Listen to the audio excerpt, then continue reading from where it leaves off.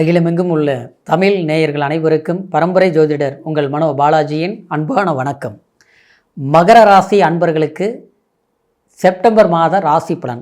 இந்த செப்டம்பர் மாதத்தில் நவ கிரகங்களுடைய பெயர்ச்சி நாள் உங்களுடைய ராசிக்கு எப்பேற்பட்ட பலன்கள் கிடைக்க போகுது அப்படிங்கிறத பற்றி தாங்க இந்த பதிவில் இப்போ நம்ம பார்க்க போகிறோம். ஃபஸ்ட் டைம் பார்க்குறவங்களா இருந்தாங்கன்னா சப்ஸ்கிரைப் பண்ணி பெல் பட்டன் அழுத்தி ஆல் ஆப்ஷன் கொடுங்க. மகர ராசி அப்படின்னா மகரம், அதாவது கம்பீரமான ராசி, மன உறுதி கொண்டவங்க. உங்களுடைய முயற்சி, உங்களுடைய தன்னம்பிக்கை, அடுத்தவங்களை நம்பி எந்த விஷயத்தையும் நீங்கள் செய்ய மாட்டீங்க. உங்களால் என்ன முடியுமோ அது ஈஸியாக செஞ்சு முடிப்பீங்க. முடியலனாலும் கஷ்டப்பட்டு கண்டிப்பாக செய்ய முடியும்னு நம்பிக்கை வச்சு செஞ்சுருவீங்க. அந்த மாதிரி ஒரு திறமையானவங்க தான் மகர ராசி. ஆனால் இந்த ஒரு 7-8 வருஷ காலகட்டத்தில் என்னென்ன கஷ்டங்கள் படக்கூடாதோ அத்தனையும் பட்டிருப்பீங்க. ரொம்ப அனுபவம் பட்டிருப்பீங்க. அடுத்தவங்களுக்கு உதவி செய்திருப்பீங்க, அதனால் சிக்கல் அனுபவிச்சிருப்பீங்க. இப்படி பல விஷயங்கள் உங்களுடைய வாழ்க்கையில் நீங்கள் பட்டிருந்தாலும் இந்த செப்டம்பர் மாதம் உங்களுடைய ராசிக்கு எப்பேற்பட்ட பலன்கள் இருக்குதுன்னா கண்டிப்பாக நவ கிரகங்களால் உங்களுக்கு ஒரு ஆதாயமான பலன்கள் இருக்கக்கூடிய ஒரு காலமாக தான் நடக்க போகுதுங்க. காரணம் என்னென்னா, இந்த மாதத்தில் மாதக்கோள்களான செவ்வாய் பெயர்ச்சி, சுக்கிரன் பெயர்ச்சி, சூரியன் பெயர்ச்சி, அது இல்லாமல் புதன் வரைக்கும் இந்த 4 கிரக பெயர்ச்சிகளும் இருக்க போகுதுங்க. இந்த மாதத்தில் பொறுத்த வரைக்கும் உங்களுடைய ராசிக்கு கரெக்டாக 6ஆம் இடத்துல, அதாவது குரு பகவான், 2ஆம் இடத்துல ராகு, 3ஆம் இடத்துல சனி, அடுத்தது பார்த்தோம்னா உங்களுடைய ராசிக்கு 7ஆம் இடத்துல சுக்கிரன், 8ல் அதாவது கேதுவோட புதன், சூரியன், 9ஆம் இடத்துல செவ்வாய். இந்த பெயர்ச்சி பார்த்துட்டோம்னா, அதாவது இந்த செவ்வாய் வந்துங்க உங்களுடைய ராசிக்கு பாக்கியஸ்தானத்தில் சஞ்சாரம் பண்ணிட்டுக்கூடிய செவ்வாய் உங்களுக்கு கிடைக்கக்கூடிய சில நல்ல வாய்ப்புகளுக்கு சில தடைகள் ஏற்பட்டிருக்கும். இது செப்டம்பர் 13ஆம் தேதி வரைக்கும் தொடர்ந்து இருக்கும். சமீப காலமாக எப்படி இருந்ததோ எல்லாமே சொல்லுவாங்க, உங்களுக்கு மகர ராசிக்காரருக்கு ஒரு நல்ல வாய்ப்பு வந்துருச்சு, கடந்த காலத்தில் நீங்கள் பட்ட கஷ்டங்களுக்கெல்லாம் ஒரு சொல்யூஷன் கிடைச்சது, ஒரு முன்னேற்றம் கிடைக்கும் அப்படின்னு நீங்களும் எதிர்பார்த்துருப்பீங்க. அந்த முயற்சி உண்டாகிறதுக்குன்னு ஒரு சந்தர்ப்பங்கள் கிடைச்ச மாதிரியே இருந்திருக்கும். இதுதான் பழமொழி சொல்லுவாங்க இல்லையா, எல்லாமே ஓகே ஆச்சு, கடைசியில் கை கெட்டி வாய் கெட்டல அப்படிங்கிற மாதிரி தான் சூழ்நிலைகள் ஆகியிருக்கும். அதுக்கு காரணம் பார்த்தீங்கன்னா, உங்களுடைய ராசிக்கு அதாவது லாபாதிபதி செவ்வாய் பகவான், அது மட்டும் கிடையாது, உங்களுக்கு சுகஸ்தானாதிபதியும் செவ்வாய் பகவான். அந்த செவ்வாய் பாக்கியஸ்தானத்தில் இருக்கிறது நல்லது தான், உண்மையிலேயே அற்புதம் தான். ஆனாலும் அந்த செவ்வாயை சனி பார்த்துட்டு இருந்தது. அப்போது 7ஆம் பார்வையை பார்க்கும்போது பாக்கியஸ்தானம்ங்கிறது நமக்கு கிடைக்கக்கூடியது. நம்ம என்ன ஆசையோ அந்த ஆசையை நாம் அதைய அனுபவிக்கக்கூடிய அந்த அதிர்ஷ்டம் அப்படிங்கிறது அந்த 9ஆம் இடம் தான். ஆனால் அந்த ஆசைகள் இருந்தாலும் அதை அனுபவிக்க முடியாத சில தடைகள் உருவானதுக்கு காரணம் 3ஆம் இடத்துல இருக்கக்கூடிய சனி, முயற்சி ஸ்தானத்தில் இருக்கக்கூடிய சனி, அதாவது நம்மளுடைய மனசை அப்படியே இறுக்கி பிடிச்ச மாதிரி பட்டு கரெக்டாக அந்த பாக்கியஸ்தானத்தை பார்க்கும்போது அது நமக்கு அந்த இடம் கெட்டு போச்சு அப்படின்னா நடக்க வேண்டியது கிடைக்கல, அந்த வாய்ப்புகள் சரியாக பயன்படுத்த முடியல அப்படிங்கிற ஒரு சூழ்நிலை உண்டாயிருக்கும். இது இன்னும் குறிப்பாக சொல்லப்போனால் தகப்பன் அப்படின்னா அப்பார் சம்மந்தப்பட்டதில், அப்பாருக்கு உடம்பு சரியில்லாமல் போகிறது, மருத்துவ செலவு பண்ணுறது, இல்லை அப்பார் சம்பாரித்து வச்ச சொத்து, ஏதாவது வீடு, அதில் சில பிரச்சனைகள் கொடுக்கறது, அடுத்தவங்களால் சில தொந்தரவுகள் வர்றது, இல்லை அந்த இடத்துல இருந்ததுனால எனக்கு பிரச்சனைகள் ஆகிப்போச்சு, ஊருக்கு போனதுனால சில என்னவோ அன்னையிலேருந்து கொஞ்சம் சரியில்லை, இப்படிலாம் வர்றதுங்க. இல்லை நம்ம சொத்து இருக்குது, பக்கத்தில் இருக்கவங்க கேஸ் போட்டாங்க, வழக்கு போட்டாங்க, இல்லை அங்கே போனாலே ஏதோ ஒரு பிரச்சனைகள் வருது, இப்படிலாம் உண்டாகிறது.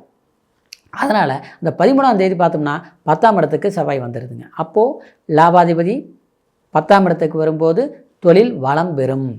13ஆம் தேதியிலேருந்து செப்டம்பர் 13ஆம் தேதியிலேருந்து தொழில் அற்புதமான வளர்ச்சி அடையும். இன்னொன்று பார்த்தோம்னா உங்களுடைய ராசிக்கு 8ல் போய் புதன் மறைஞ்சிருச்சு பாக்கியாதிபதி. அது ஒரு பலவீனம். அது கேதோடு சேர்ந்ததுனால தேவையில்லாத, அதாவது விரயங்கள் அதிகரிச்சிருக்கும், செலவுகள் அதிகரிச்சிருக்கும். அதாவது இன்னும் குறிப்பாக சொல்ல போனோம்னா எதிர்பாராத செலவுகளில் உண்டாக்கியிருக்கும். அது அடுத்து உங்களுக்கு ஒரு ஜாமீன் கையெழுத்து போட்டு நான் சிக்கிட்டேன், அடுத்தவங்களுக்கு பணம் கொடுத்து ஏமாந்துட்டேன், அடுத்தவங்களை நம்பி வேலையை கொடுத்து கடைசி அந்த வேலையில் சொதப்பிட்டாங்க, கடைசியில் இப்போ நான் கெட்ட பேர் வாங்கிட்டேன், இப்படிலாம் வர்றது சரிங்களா. இந்த மாதிரிலாம் உண்டாயிருக்கு. அந்த புதனும் பார்த்துட்டோம்னா 15ஆம் தேதி அதாவது உங்களுடைய பாக்கியஸ்தானத்துக்கு சஞ்சாரம் பண்ணுறது அற்புதமான பலம். ஏன்னா அந்த பாக்கியஸ்தானத்தில் புதன் வந்து ஆட்சி பலம் அடைய போகிறாரு, உச்ச பலம் பெற போகிறாரு சரிங்களா. அப்போது உங்களுக்கு அதாவது சில விளையாட்டு துறையில் இருக்கிறவங்க, அடுத்து பார்த்தோம்னா கொஞ்சம் அரசாங்க வேலையில் இருக்கக்கூடியவங்க, ஒரு ப்ரொமோஷன் அப்படின்னா ஒரு பதவி உயர்வு கிடைக்கிறது, உங்களுக்கு ஒரு பட்டங்கள் கிடைக்கிறது, உங்களுடைய உழைப்பை மற்றவங்க உணர்றது புரிஞ்சுக்கிறது, அந்த மாதிரி சந்தர்ப்பங்கள் அமையும். காரணம் என்னென்னா அதாவது அந்த ஒரு அந்த 9ஆம் இடம் பார்க்கும்போது அது பலம் அடைஞ்சிட்டாலே அது உங்களுக்கு வந்து ஏதாவது ஒரு நன்மையை கண்டிப்பாக கொடுத்துரும், ஒரு புகழை தேடி கொடுத்துரும். இன்னொன்று பார்த்தோம்னா 6ஆம் இடத்துல குரு, 6ஆம் இடத்துக்கு குரு 10ஆம் இடத்தை பார்க்குது. அப்போ தொழில் ஸ்தானம் கண்டிப்பாக நல்லாயிருக்கு. அந்த இடத்துக்கு செவ்வாய் வேறு போயிடுது இல்லைங்களா. அதாவது காவல்துறை, அப்புறம் பார்த்தோம்னா விளையாட்டுத்துறை, அப்புறம் வந்து ஆராய்ச்சித்துறை, இன்னும் பார்த்தோம்னா ஒரு மெடிக்கல் சம்மந்தப்பட்ட துறையில் இருக்கக்கூடியவங்களுக்கு, இரும்பு இயந்திர வண்டி வாகனங்கள் சம்மந்தப்பட்ட கட்டுமானம் சம்மந்தப்பட்ட தொழிலில் வேலை செய்யக்கூடியவங்களுக்கெல்லாம் அபரிவிதமான ஒரு உற்சாகம் கண்டிப்பாக கிடைக்கும். அதுவும் எப்போ கிடைக்கும்னா இந்த செப்டம்பர் 13ஆம் தேதிக்கு பிறகு கண்டிப்பாக மாறுதல்கள் உண்டாகும். இந்த மாதிரி ஒரு சந்தர்ப்பங்கள் இருந்தாலும் 2ஆம் இடத்துல இருக்கக்கூடிய ராகுனால் கொஞ்சம் கவனம் தேவை தான்.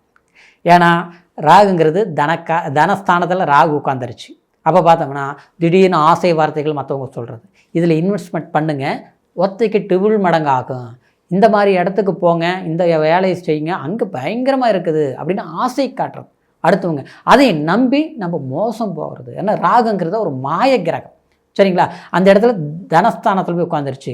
அப்போது பணம் பெரிய அளவில் நமக்கு உருவாகும், கிடைக்கும் அப்படிங்கிற மற்றவங்க ஆசை வார்த்தைகள் கூடி நம்மளை மோசம் செய்கிறது, இல்லாத இருக்கிற மாதிரி ஒரு நாட்டத்தை விட்டு ஒரு ஏலச்சீட்டு நடத்துறது, கந்து வட்டி பேரில் நம்ம வந்து கடன் வாங்கி அது வட்டியை அதிகரித்து நம்ம கட்டி அதனால் நம்ம இழப்புகளை சந்திக்கிறது, இப்படி இல்லாமல் சில சிக்கல்கள் வரக்கூடிய ஒரு சூழ்நிலைகள் 2ஆம் இடத்துல ராகு இருக்கிறதுனால அதில் கொஞ்சம் கவனமாக இருக்கணும். ஆனால் இருந்தாலும் பெரிய பாதிப்புகள் வராது, எச்சரிக்கையாக இருந்தால். காரணம் குரு 9ஆம் பார்வையாக 2ஆம் இடத்தை பார்க்குது, அதனால் அது லாப குருவாக செயல்படும். இருந்தாலும் அந்த இடம் கொஞ்சம் கவனம் தேவை.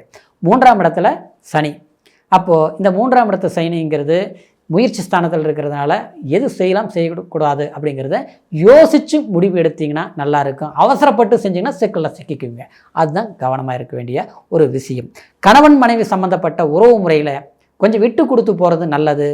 அதே நேரத்தில் தேவையில்லாத சங்கடங்கள் சலிப்புகள், அடுத்தவங்களுடைய வார்த்தைகளை கேட்டு தன் குடும்பத்தில் சில பிரச்சனைகளை கேள்விகளை கேட்கும்போது உங்களுக்கு தேவையில்லாத மனசங்கடங்கள் உண்டாகும்.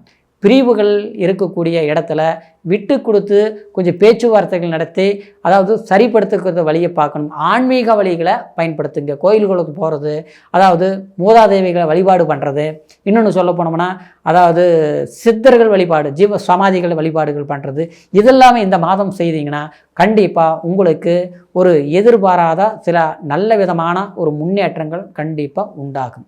இப்போ சொன்ன பலன் கோச்சாரங்கிறது சந்திரனை அப்படின்னா ராசியை மையமாக வச்சு சொல்லக்கூடிய பலன்கள் இருந்தாலும் இது வந்து மதிங்கிறது நம்மளுடைய எண்ணங்கள். ஆனால் விதிங்கிறது லக்னத்தில் அதை வச்சு தான் ஒருத்தருடைய வாழ்க்கையில் எந்த தசா புத்தி நடக்குது, இந்த காலகட்டத்தில் என்ன நடக்குங்கிறது முழுமையான பலன்கள் தெரிஞ்சுக்க முடியும். அப்படிங்கிறதுனால உங்களுடைய பிறப்பு ஜனன ஜாதகத்தை ஒரு முறை பார்த்துக்குங்க.